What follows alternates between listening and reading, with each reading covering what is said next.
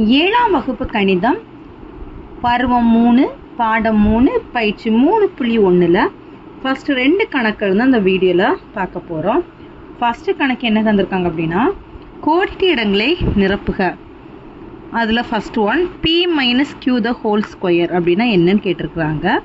p minus q the whole ஸ்கொயர்னால் இது ஒரு இயற்கணித முற்றொருமை.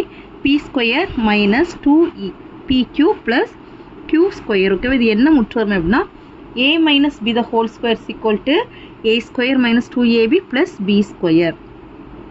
அடுத்து செகண்டு x plus 5 மற்றும் x minus 5 பெருக்கல் பலன் என்ன அப்படின்னு கேட்டிருக்காங்க. இது என்ன வடிவத்தில் இருக்குன்னா a plus b. இது என்ன வடிவத்தில் இருக்குன்னா a minus b. இப்போ a plus b into a minus b அதனுடைய இயற்கணித முற்றொருமை என்ன? a square minus b square. அப்போ x square minus 5 square. ஏன்னா ஏக்கு பதிலாக நம்ம எக்ஸும் பிக்கு பதிலாக 5 எடுத்துக்கணும். x square minus 5 square. x square minus 5 square 5 25.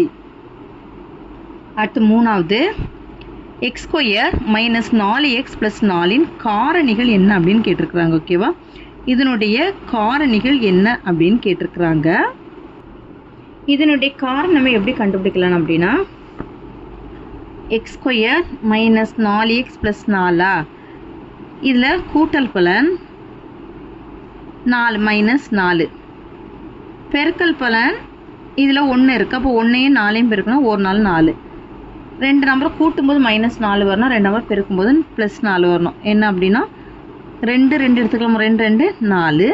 இங்கே மைனஸ் குறி இருக்குது. அப்போ மைனஸை போட்டால் இது ரெண்டுத்தையும் கூட்டினா மைனஸ் 4 வந்து ரெண்டுத்தையும் பெருக்குனா ப்ளஸ் 4 கிடைக்கும்.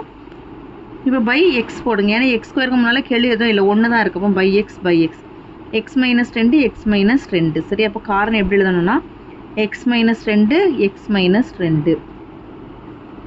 இதுதான் இதனுடைய காரணிகள்.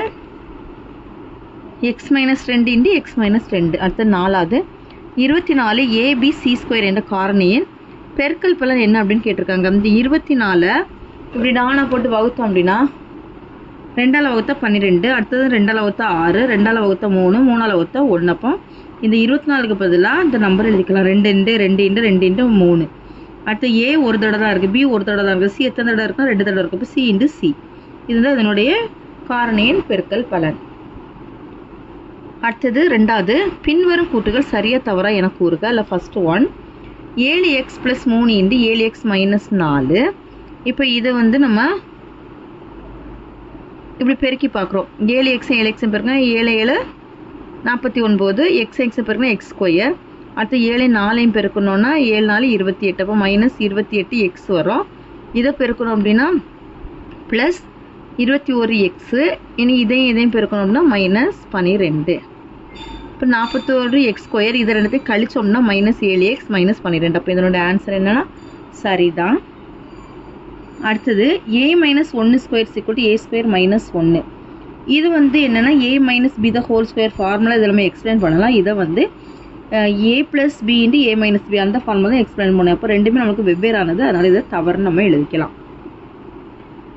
இது x square plus y square plus x square = x square plus y square the whole square. இது சரியாக தவறான்னு கேட்டிருக்காங்க. x square plus y square, இதையும் x ஸ்கொயர் ப்ளஸ் y ஸ்கொயர்னு எடுத்துக்கலாம். இங்கே 1 இருக்குது, இங்கே 1 இருக்குது. அப்போ 1 கூட்டினா 2 வந்துடுமா? அப்போ நம்மளுக்கு இதனுடைய ஆன்சர் சரி. நாலாவது 8pqவின் காரணிகளில் ஒன்று 2p ஆகும். சரி, இப்போ இந்த 8 நம்ம எப்படி எழுதலாம்னா 2 × 2 × 2 pqன்னு எழுதிக்கலாமா? இப்போ அப்போது நம்ம இந்த 2 நம்ம பிரித்து எழுதிக்கலாம். 2p என்னது 8pqவோட ஒரு காரணி தான். ஓகேவா, அப்போ அதனுடைய ஆன்சர் என்னன்னா சரிதான். அவ்வளோதான் இந்த வீடியோ. தேங்க்யூ.